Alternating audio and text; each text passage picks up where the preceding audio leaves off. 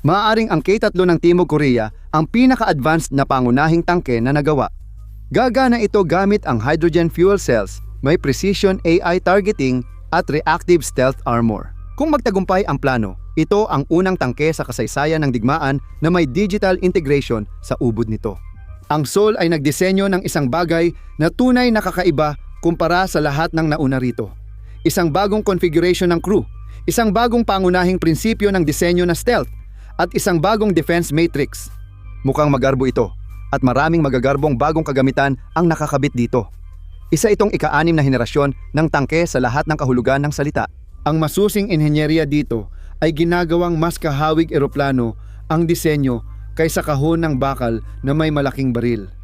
Paano nga ba planong lampasan ng makabagong disenyo ang mga naunang tangke? Anong kakaibang katangian ang binigay ng Seoul para maging dambuhala ito sa digmaan sa hinaharap? At marahil ang pinakamahalagang tanong sa lahat, gagana nga ba ito ng maayos? Alamin natin. Dito natin sisimulan talakayin ang kasaysayan ng K3 at ang sitwasyon sa South Korea na nagbunsod nito. Pero ang totoo, parang nasa yugto pa rin tayo ng prosesong iyon. Ang Next Generation Main Battle Tank o Next Generation Main Battle Tank ay kasalukuyang dinedevelop pa. Konsepto ito ng mga darating mula sa bansang pinagmulan ng Bangtan Sonyeondan, Samsung Phones at Squid Game. Kung magiging tulad ng mga iyon ang K3, tiyak na magiging inobatibo, mahalaga sa kultura at tanyag din ito sa mundo. Inanunsyo ito sa Seoul International Aerospace and Defense Exhibition 2023. Pagdating sa pinaka-advanced na teknolohiyang militar, ito na ang pinakamataas. Tignan mo ito.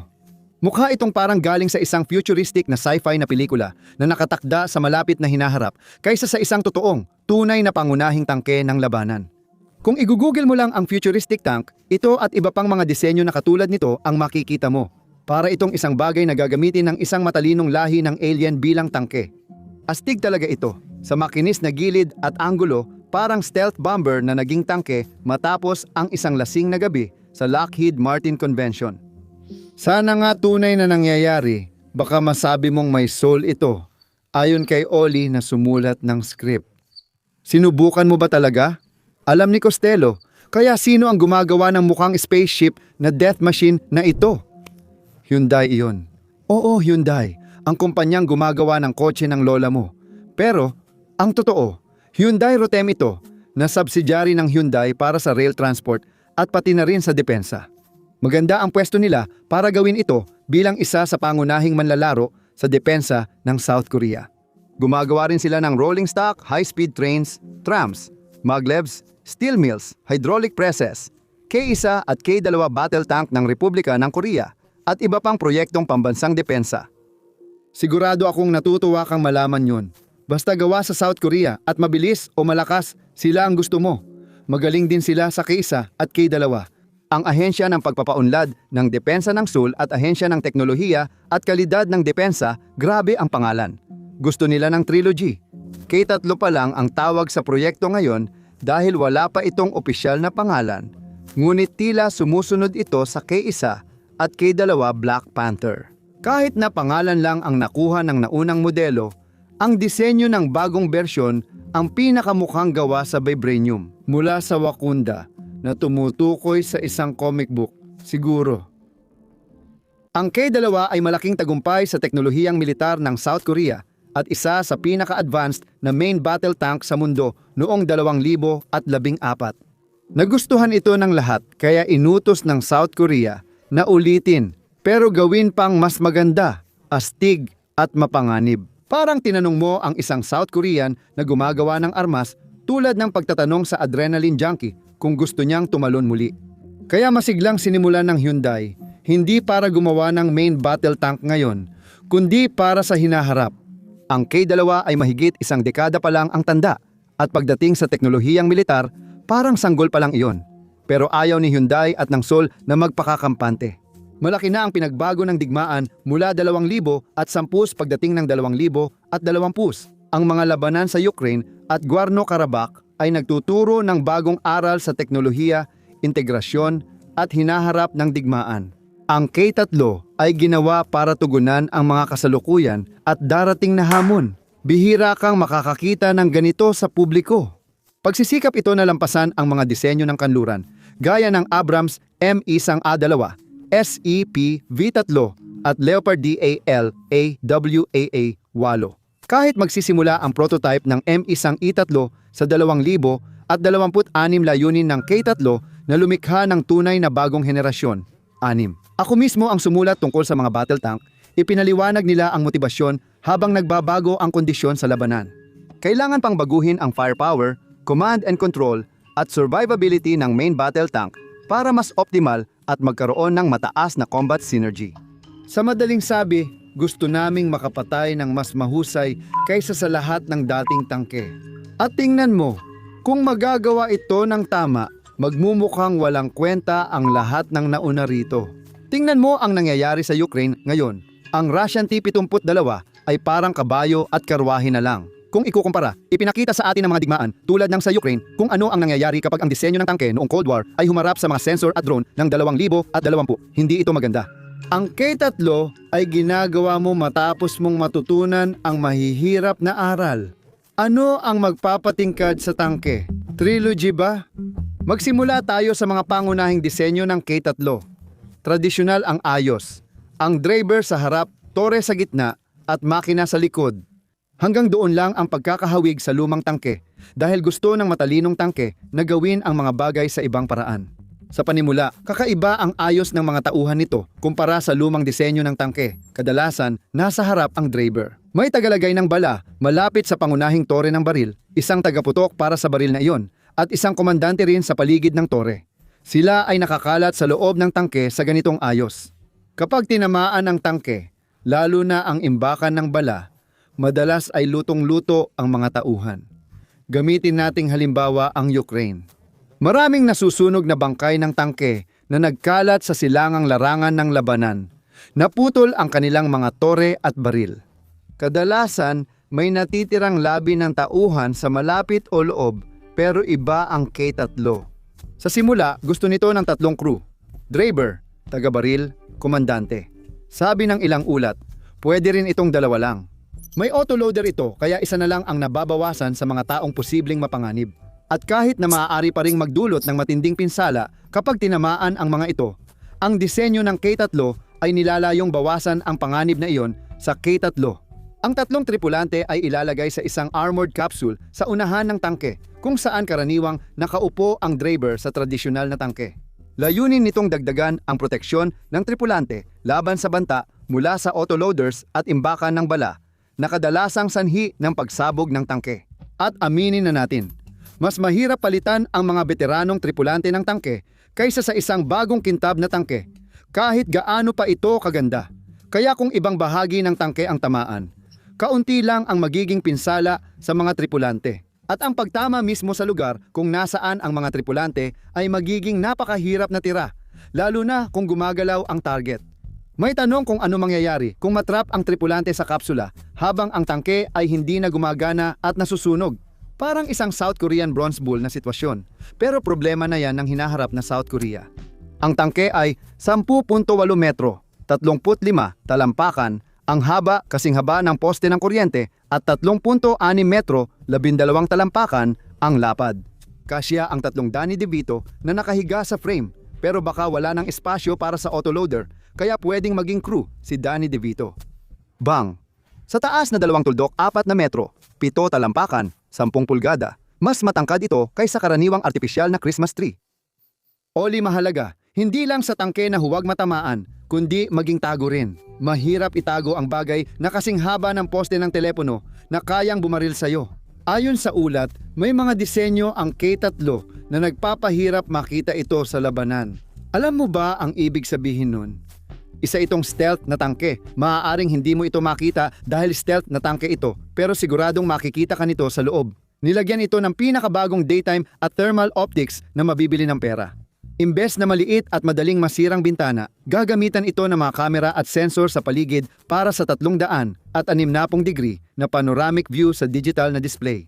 May mga ulat na kahit ang virtual reality ay maaaring isama sa mga helmet na suot ng crew na magpapahintulot sa kanila na makita ang lahat ng nangyayari sa paligid ng tangke ng sabay-sabay.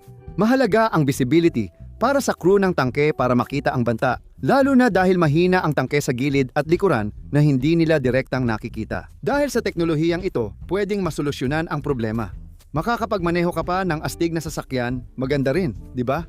Ayan, buod na ito ng mga mahahalagang bahagi para mapukaw ang iyong interes. Pero ang tunay na revolusyonaryo tungkol sa tangke na ito ay hindi lang basta ang mismong tangke, kahit gaano pa ito kaastig. Ang totoo, ito ay ang pinagkukunan nito ng gasolina. Pagkuha ng hydrogen, kaya ano ang nagpapatakbo sa tangke na ito? Tama, ito ay hydrogen. Kapag gumagana na, gagamit ang tangke ng hydrogen at fuel cells. Maligayang pagdating sa hinaharap. Tandaan, hindi magagamit ng mga unang modelo ang teknolohiyang ito dahil sa pagkuha ng hydrogen at gastos sa lohistika. May mga umiiral ng hydrogen fuel cell at unti-unti itong ginagamit sa ilang sektor. Ang ideya ay pagsapit ng 2,000 at 40 kapag malakihan ng ginagawa ang tangke, nalutas na ang mga hamon at tuloy-tuloy na lalago ang hydrogen sector bawat taon. Alam ko iniisip mo, nakita mo ang mga video ng sakuna ng Hindenburg at iniisip mo, Simon, hindi ba madaling magliyab ang hydrogen? Naiintindihan ko kung bakit mo yan iniisip. Oo, totoo yan, pero ganun din naman ang diesel na ginagamit ng karamihan sa mga tangke. Sa madaling salita, ang pagiging madaling magliyab ng hydrogen ay pinakamaliit mong problema, lalo na sa isang war zone. Mas mabilis masunog ang apoy mula sa hydrogen kaysa diesel, kaya mas ligtas para sa crew. Delikado ang hydrogen, pero ganun din naman ang mabaril sa digmaan, delikado rin. Dahil sa abala sa logistics at kakulangan ng hydrogen tank, baka matukso kang sugurin ang Hyundai at sumigaw, "Nasa na ang hydrogen stealth tank ko? Mga buwisit kayo."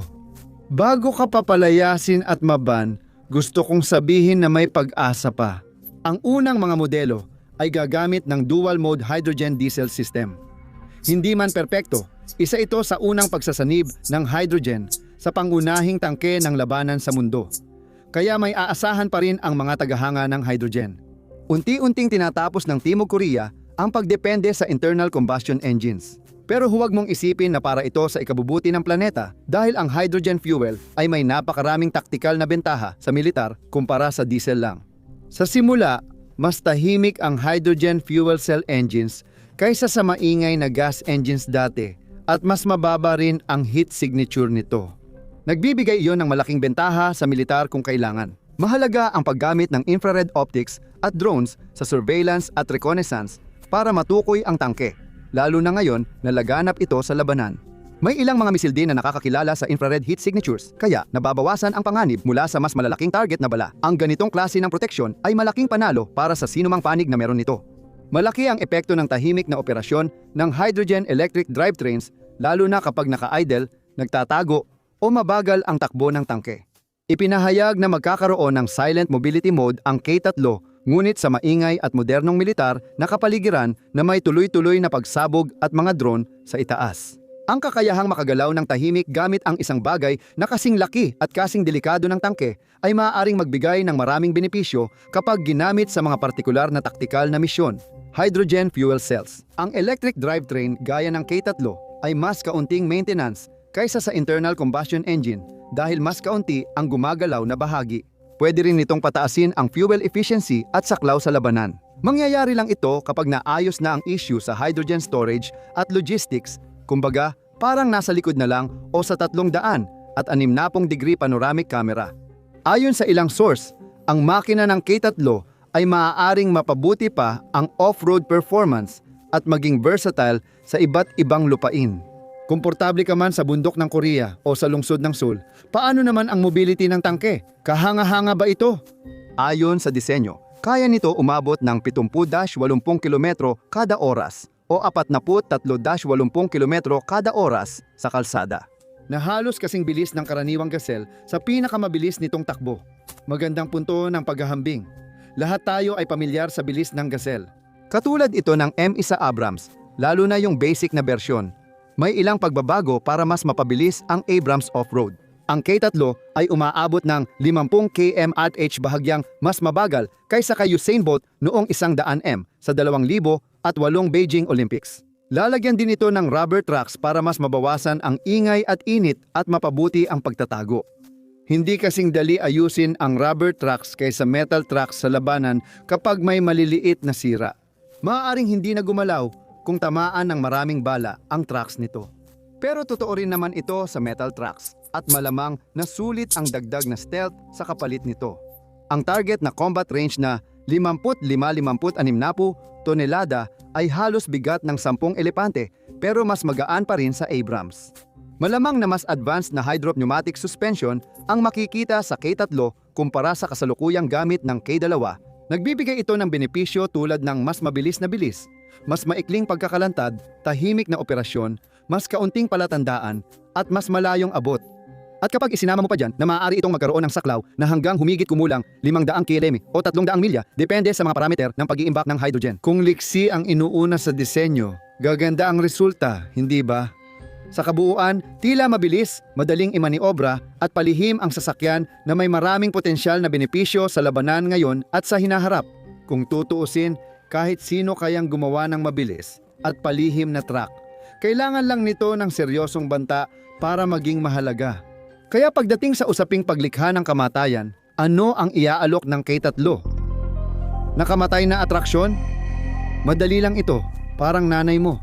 Dahil maikli lang ang listahan ng sandatang pandigma ng K3. Huwag mong isipin na kulang sa armas ang stealth tank dahil simple lang talaga ito. Simulan natin sa pinakamalaki, isang walang tao na Torenamay.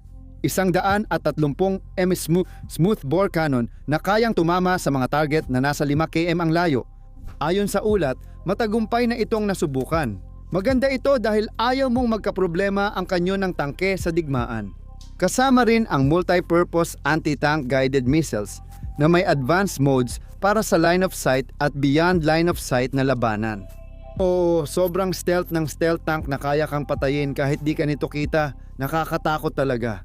May remote-controlled weapon station sa turret na pwedeng lagyan ng armas na 12.7 hanggang 30 mm. Paano lalabanan ang anti-tank at drone na banta na pangunahing pamatay tangke sa mga labanan ngayon? Mahalaga ang kakayahang pabagsakin ang drone at missile para sa kaligtasan ng tangke at mga tauhan nito. May ilang ulat na nagsasabing ang K3 ay magkakaroon ng mga katangian na parang drone pagdating sa automation.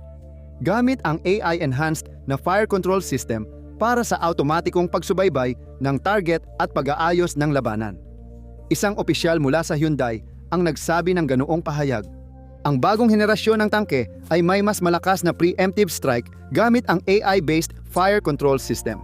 Magkakaroon ito ng programmable, multi-use na bala na pwedeng iangkop sa bawat labanan, pati na rin ang paggamit ng loitering munitions. Ang mga drone ang kasalukuyan at kinabukasan ng digmaan at ipinapakita ng K3 kung gaano sila magiging bahagi ng mga militar sa hinaharap. Ayon sa Business Korea, kaya nitong maglunsad at magsauli ng reconnaissance drones mula sa likuran ng turret. Na ayon sa publikasyon, magbibigay dito ng mas mataas na gamit sa larangan ng labanan. At ang paggamit ng K3 ng mga drone sa ganitong paraan, kasama pa iyon. Ang 360 panoramic view ay mag-aalis halos ng fog of war para sa mga tauhan sa tangke. Ayan, maikli at direkta tungkol sa mga bagay na pumapatay sa iyo. Hindi pa tayo tapos kasi habang ang tangking ito ay maraming sandata na mahusay sa opensa at sa pagtukoy ng kalaban, mas nakatuon ito sa pag-iwas na tamaan mismo. Kasi, aminin natin, walang silbi ang lakas ng apoy kung di mo kayang protektahan ang sarili mo. Sa depensa, marami talagang maiaalok ang K3 ngayon. Kita mo naman. Kaya paano masisiguro ng K3 na hindi basta-basta sasabog ang turret nito na parang lobo sa pabrika ng karayom? Sige, tingnan natin ang pinakamapanganib na teknolohiya laban sa mga tangke at paano ito kokontrahin ng K3. Ang heat-seeking na missile ay problema sa lahat ng sasakyan sa digmaan kahit may stealth technology. Pwedeng bawasan o itago ang heat signature, pero mahirap itong tuluyang mawala. Kung makalock-on ang missile sa K3, malaking hamon ito. Ipaliwanag natin kung bakit mamaya. Magkakaroon ito ng tinatawag na Directional Infrared Countermeasure System. Sa madaling salita, ito ay isang laser na ginagamit para lituhin o bulagin ang heat-seeking na missile para masigurong hindi nito tamaan ang target. Pinapayagan din nito ang paggamit ng Active Protection System or trophy para matukoy ang mga paparating na banta gaya ng missile o first-person view drones. Sinisira nito ang mga banta bago pa man tumama at naililigtas ang tangke mula sa posibleng pinsala. Hindi rin malamang na makalapit ang mga drone dahil magkakaroon din ng onboard jammer ang tangke. Ginawa ito para labanan ang banta mula sa himpapawid. Kung milyon-milyon ang halaga ng tangke, pero kayang sirain ng murang drone, nagiging mahalaga na rin ang mga jammer tulad ng baril at bala para sa sundalo. Tinuring ng K3 na pangunahing banta ang mga drone, lalo na mula nang salakayin ang Ukraine noong 2022, matalino itong hakbang ng Hyundai, ngunit mahirap matarget agad ang K3 ng mga sandata. Hindi ko alam kung narinig mo na, pero stealth tank ito. Ngayon, ipapaliwanag ko kung paano nagtatago ang tangke na ito gaya ng ninja sa feudal na Hapon. Ginagamit nito ang camouflage na gawa sa metamaterials. Ito ay mga artipisyal na nilikhang materyales na dinisenyo para magkaroon ng mga katangiang hindi matatagpuan sa kalikasan. Halimbawa, kaya nitong sumipsip o yumuko ng ilang partikular na wavelength ng liwanag at tunog. Pinapababa nito ang radar signature ng tangke, kaya hindi agad makikilala bilang tangke sa radar ng kalaban dahil nababago ang laki at hugis. Dahil dito, mas hirap makita at makilala ng radar-guided na bala at surveillance system ang tangke. Makakatulong din ito maitago ang nabawasang heat signature laban sa thermal optics, drone na may infrared camera at infrared-guided na missile. May mas limitadong bersyon ng teknolohiyang ito na umiiral na sa mga variant ng K2 na na-export na sa Poland. Makatuwiran na gawing standard at palawakin pa ng K3 ang teknolohiyang ito sa susunod na henerasyon. Sa pagsasama ng lahat ng iyon, dagdag pa ang pagiging tahimik at mababang heat signature. Hintayin na lang ang pagdating ng hydrogen fuel cells. Magiging mahirap para sa mga kalaban na makita ang tangke na ito, kahit anong paraan pa ang gamitin nila para matukoy ito. Siyempre, may mga kondisyon din dito. Kailangang makita kung gaano ka-epektibo ang teknolohiyang ito kapag nagsimula na ang malawakang produksyon ng tangke. Pero kung gagana ito, magiging kamangha-mangha at epektibong stealth tank ito. Sige, sabihin na nating sinwerte ka at sa tulong ng kung sino mang Diyos na pinapanalanginan mo, natamaan mo talaga itong tahimik at halos hindi matukoy na tangke. Ano na ngayon? Akala mo sasabog na agad at panalo ka na? Hindi, dahil may malakas itong proteksyon. Sabi ni military expert Mason John Hack, iniulat niyang mas advanced ang teknolohiya ng armor ng K3. Naayos nito ang problema sa espasyo at bigat habang pinapabuti pa ang kabuuang performance. Ano nga ba ang ibig niyang sabihin doon? Ganito yan, ipapaliwanag ko. Ang K3 ay may modular armor system na gawa sa bakal, ceramic at composite materials. Sa paggamit, may ilang ibig sabihin ito. Ang modular na bahagi ay nangangahulugan na ang mga nasirang bahagi ng armor ay mas madaling mapalitan at maaari pang mapalitan ng iba. Depende sa misyon o kapaligiran. 3 patong ang armor ng tangke. Una, high hardness steel plate para pigilan ang tumatagos na sandata. Pangalawa, ito ay oxide-free ceramic layer na dinisenyo para magkalat ng puwersa ng projectile at gawing mas predictable at ligtas ang shape charge attacks. Ang pangatlong layer ay reactive armor na sumasabog palabas para hadlangan ang mga paparating na bala. Ginagawang mas matibay ng K3 laban sa kinetic at chemical energy projectiles gaya ng heat rounds at RPGs. Dahil nalilihis ang mga ito bago tumama, kaya parang tissue lang sa tangke ang heat rounds. Maganda yon para sa K3, pero hindi nito kayang pigilan ang bala mula sa ibang tangke. Kung tama ang pagkakagawa, hindi madaling masira ang K3 at mas ligtas ang tripulante sa loob ng armor casing. Ano pa ang pwedeng sumira sa tangke at tripulante? Paano ang mga mina? Tandaan din natin ito. Ayon sa ulat, ang K3 ay pumapasa sa Standardization Agreement 4 na 5-6 level 4A at 4B na proteksyon laban sa mina. Medyo mahaba-haba iyon. Ang sistema ng NATO ay ginagamit para i-rate ang kakayahang makaligtas sa mga pagsabog tulad ng mina. Ang levels 4A at 4B ay simpleng tawag lang dito. Kung sumabog ang 10 kg trinitrotoluene anti-tank mine sa ilalim ng tangke at sa gitna tumama, posible pa ring makaligtas ang crew. Hanggang level 6 lang ito para sa lahat ng bala, mina at granada. K3 ang may pinakamataas na proteksyon. Mahirap matukoy kung gaano kalaki ang proteksyong maibibigay nito sa tangke. Ang 10 kilong minang sumabog sa ilalim mo ay tiyak na magdudulot ng malaking pinsala o paputol ng truck na magpapahinto sa K3. Dagdag pa, ang K3 na teknolohiya ang magbibigay ng huling proteksyon dito.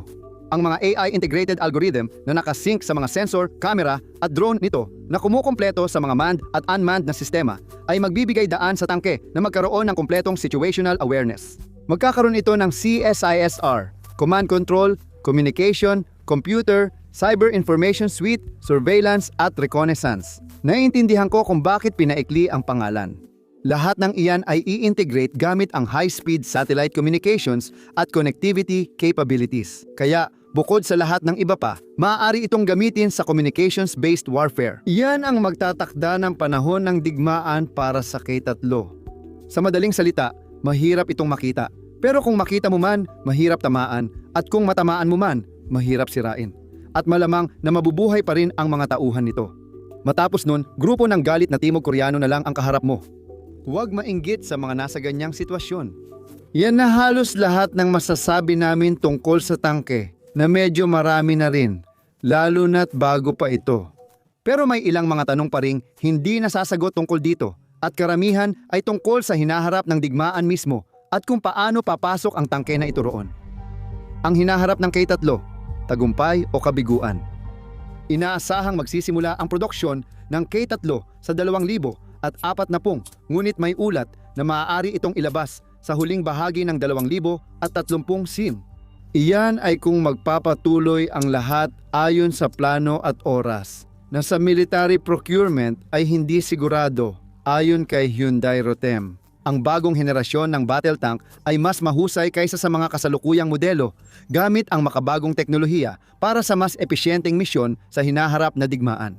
Maaaring tama sila, pero ano nga ba ang hinaharap na digmaan? Marami na tayong nasabi tungkol sa stealth tank na ito at may dahilan. Talagang kamangha-mangha ito. Pero ang disenyo ay nakabatay sa isang matibay na palagay at iyon ay na magiging mahalaga pa rin ang mga tank sa digmaan pagdating ng taong 2040. May palagay doon na ang larangan ng digmaan bukas ay magiging katulad ng ngayon. Samantalang ang larangan ng digmaan ngayon ay lubos na naiiba kumpara sa mga larangan ng digmaan 10 taon na ang nakalipas. Mananatili pa kaya ang mga tank bilang matatag na presensya sa digmaan sa hinaharap o hindi na? Dahil sa dami ng mas advanced na drone, murang precision munitions at anti-jamming tech, nagiging mahal at madaling target ang mga specialized tank na limitado lang ang gamit. Paano naman ang usaping may tao sa loob? Mas magiging epektibo kaya ang mga tank na walang tao sa loob? Kung ganoon, parang inilagay ng Seoul ang lahat ng puhunan nila sa iisang bagay. Gaano kaya kalakas ang hydrogen fuel economy at logistics sa 2040? Madali rin bang matigil ang mga teknolohiyang ito kahit maliit na sira lang? Paano magpe-perform ang tangke at teknolohiya nito sa masamang panahon ay tanong pa rin.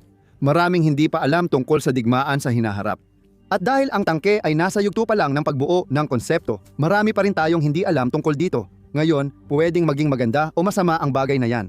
Dapat panatilihin ng Seoul at Hyundai ang mabilis at flexible na pagdevelop ng K3 para masigurong may lugar ito sa hinaharap na digmaan.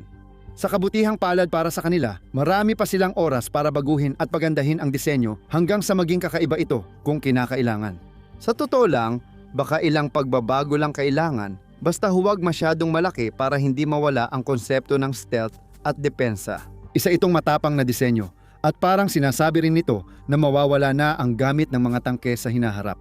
Bagamat sugal iyon, patunay ito ng tiwala nila sa disenyo at alam nilang may oras pa silang itama ito. Dumating ang K2 at binago ang laro. Sino ang makapagsasabi na hindi magagawa iyon ng K3? Malabong mawala agad ang tangke gaya ng Dodo. Kahit magsimula na ang produksyon ng K3, maaaring hindi na sila tulad ng dati. Pero malamang may gagampanan pa rin silang papel. Sa totoo lang, iba ang K3 sa ibang disenyo ng tangke, kaya baka hindi tama husgahan gamit ang parehong pamantayan. Ang isang stealth na tangke ay maaaring magkaroon ng ibang papel kumpara sa karaniwang ginagawa ng mga tangke ngayon. Kahit ano paman, sa pananaw ng Seoul, kakailanganin nila ng isang bagay na maaaring iparada sa kalsada kung sakaling magkaproblema o mas tamang sabihin kung magkaproblema sa hilaga.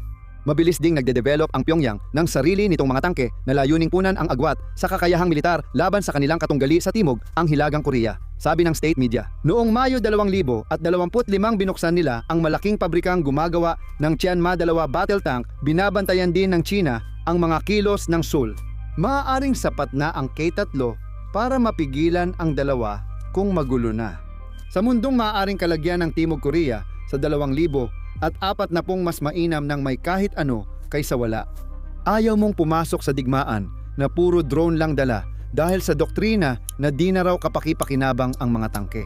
Iyan ay siguradong paraan para matalo, kaya mas mabuti nang maging ligtas kaysa magsisi. At ang K3 kung tama ang palagay ng Seoul sa hinaharap ng digmaan. Isang napakabangis na makinang naghihintay sa unahan, handang harapin ang mundo. Salamat sa panunood.